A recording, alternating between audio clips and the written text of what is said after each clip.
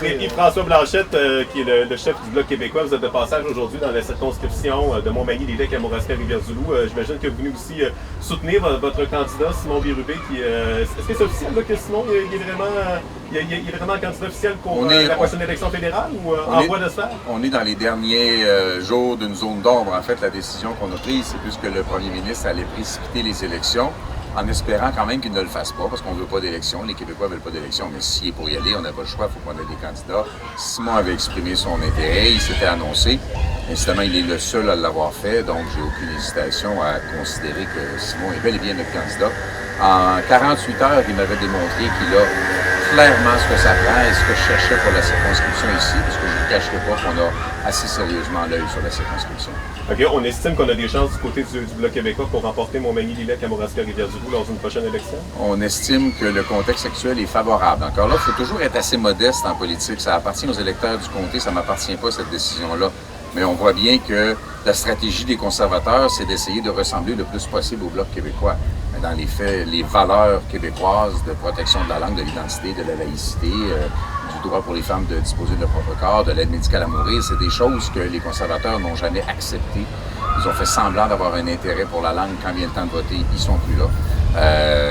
Donc, je suis convaincu qu'essayer de copier en apparence le Bloc québécois va plutôt envoyer les gens de la circonscription ici ou de la grande région de Québec vers une réflexion sur la possibilité de choisir le vrai plutôt que la copie. Là, vous dites justement que le Parti conservateur, dans le fond, est en mode séduction d'une certaine manière auprès des Québécois. Le Parti libéral aussi, là, on le voyait, on en a annoncé 6 milliards pour les garderies récemment. Donc, on dirait que le Québec sera au cœur de l'élection, finalement, fédérale là, qui s'annonce.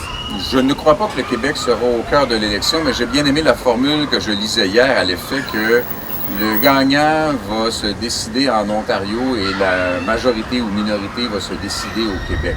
Sauf qu'il faut quand même inviter les gens à faire une réflexion. Les Québécois ont dit clairement dans plusieurs sondages qu'ils souhaitent un gouvernement minoritaire parce que les gains qu'on a faits, que ce soit pour la gestion de l'offre, pour le soutien à la recherche sur le bois, pour la protection de l'aluminium, pour la langue française, pour la reconnaissance de la nation, tous ces gains-là que le Bloc québécois est allé chercher à l'arracher, ont été possibles parce que c'était un gouvernement minoritaire. Or, au Québec, il n'y a pas vraiment de débat possible. Je ne crois pas que les conservateurs, les gens pourront avoir une opinion contraire, mais les chiffres sont assez clairs, je ne crois pas que les conservateurs sont en position de faire des gains.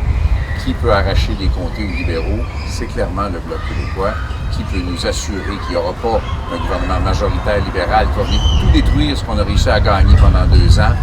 C'est des députés de plus pour le Bloc québécois. Et advenant justement un gouvernement majoritaire, on ne sait jamais, là, qui peut arriver lors d'une élection, comment le Bloc québécois compte être en mesure de pouvoir aller faire des gains intéressants justement pour le Québec? Évidemment, la dynamique dans un contexte de gouvernement majoritaire, elle est très, très différente. La pression qu'il faut exercer sur un gouvernement, d'abord la première année, on comprend que le gouvernement est en grand déploiement d'arrogance. Je prends l'exemple du glyphosate. Le glyphosate, le gouvernement fédéral voulait augmenter les seuils alors que personne n'a demandé ça. Personne ne voulait ça. C'est un produit toxique. Ça servait essentiellement les producteurs de la Saskatchewan qui tuent leurs champs avant de faire la récolte. C'est extrêmement toxique. On a fait une sortie très forte là-dessus. On n'a pas été les seuls, évidemment. Le gouvernement a reculé. Et il a dit, on recule, mais jusqu'en 2022. Vous comprenez bien qu'un gouvernement majoritaire, libéral, en 2022, va remonter les seuils du glyphosate. Les gains qu'on a fait sur la langue, ou les gains qu'on a fait sur la nation, ou les gains qu'on a fait pour les producteurs sous gestion de l'offre vont être compromis par un gouvernement majoritaire parce que, à titre d'exemple, quand on a fait adopter en comité C-216, c'est-à-dire une loi qui fait en sorte que la gestion de l'offre ne sera plus sur la table dans une future négociation commerciale, on a gagné en comité, il ne restait qu'à le voter en 3e lecture au Parlement. La session est finie, le gouvernement veut aller en élection. On comprend bien que C-216 et cette protection-là pour les agriculteurs n'existera pas dans un gouvernement majoritaire. Je pense que les gens, c'est la façon dont les gens semblent l'avoir compris, un gouvernement minoritaire avec une forte représentation qui défend ou qui promeut les intérêts du Québec semble avoir donné des bons résultats. J'invite les gens à considérer de faire un petit pas de plus dans cette direction-là parce qu'on a un bilan que j'ose croire très éloquent. On va passer à la prochaine question, parce qu'on est... Oui, c'est bon. Trichet, Oui, vas-y, José, je te passe la fois, vas-y, Yann. Du fait qu'on a littéralement doublé la dette canadienne, c'est quoi la position du Bloc concernant la dette canadienne? On s'entend, on est rendu à 1 milliard, si je ne me trompe pas. Ah non, mais la dette, juste cette année, va augmenter de 400 milliards. Tu trouves pas ça un peu... Je trouve ça très inquiétant de plusieurs façons. D'abord, tous les grands pays industrialisés ont dépensé énormément pour, d'une part, soutenir l'économie durant la pandémie et pour préserver le pouvoir d'achat des gens. Parce que si on n'avait pas préservé le pouvoir d'achat des gens, l'économie globalement se serait écrasée. On aurait eu un modèle de crise comme en 1929. Maintenant, une fois que tu réalises que tu es capable de faire des dépenses importantes, des emprunts importants, parce que tous les autres pays l'ont fait, donc tu n'as pas créé un déséquilibre concurrentiel entre les grandes puissances économiques, tu ne fais pas n'importe quoi avec l'argent. Je prends par exemple, c'est pas énormément d'argent, mais c'est choquant que le Parti libéral, le Parti conservateur et le NPD ont tous reçu de l'argent du programme de subvention salariale qui était destiné à protéger les entreprises en difficulté. Ça n'a absolument aucun sens. Il y a des mauvais usages qui ont été faits.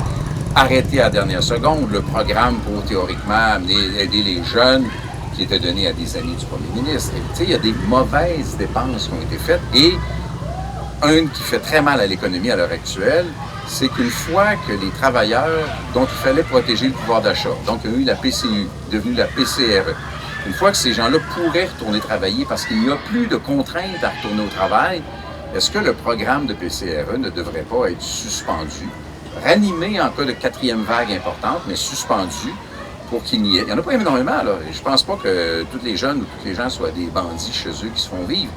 Mais ces quelques personnes-là pourraient être sur le marché du travail, l'étaient il n'y a pas si longtemps, et ne sont pas incités à y retourner par un programme qui, de toute façon, ne peut être plus sa raison d'être. Une question, M. Blanchet. Quelle est la position du Bloc québécois concernant l'obligation vaccinale pour les employés fédéraux? En fait, les employés fédéraux, Ottawa décidera ce qu'il veut faire avec ses employés. L'obligation vaccinale semble être un pas... J'ai le souhait que tout le monde se fasse vacciner. Ça, pour moi, il n'y a pas de nuance. La science est assez claire, malgré de longs moments d'incertitude, parce qu'il fallait développer la connaissance et la science face à la COVID-19 au gré des jours, au gré des événements, au gré de ce qu'on découvrait, au gré des problèmes, au gré des échecs. Il reste que ça restait la meilleure démarche. La vaccination semble encore être la meilleure solution. On voit l'émergence de ce qu'on a appelé le variant Delta avec une relativement faible hausse des hospitalisations et une très faible hausse de la mortalité. Donc, il y a quelque chose qui fonctionne.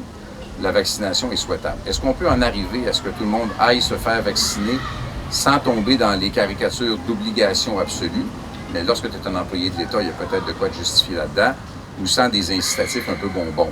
Le sens des responsabilités et l'éducation devraient faire le travail. Pour moi, ça va en encontre de la Charte des droits et libertés, l'obligation. Ça, c'est intéressant parce qu'un citoyen a toujours le droit de recourir aux tribunaux pour faire trancher un débat de ce type-là. C'est pas nécessairement aux politiques de trancher. Il y a une interprétation de la Charte des droits et libertés qu'on peut faire et qui dit il ne peut pas m'obliger. Par contre, la question suivante, c'est est-ce qu'il peut m'empêcher de voyager, m'empêcher de fréquenter tel ou tel type d'activité publique? Alors là, il y aura un deuxième débat qu'il faudra faire. Si on est capable de convaincre les gens que le vaccin est la meilleure ou la moins pire des solutions, c'est là où on se positionne, peut-être qu'on va éviter un paquet de problèmes. Il n'y a pas d'autre solution? Il n'y en a aucune qu'on connaisse. Merci, messieurs. Merci.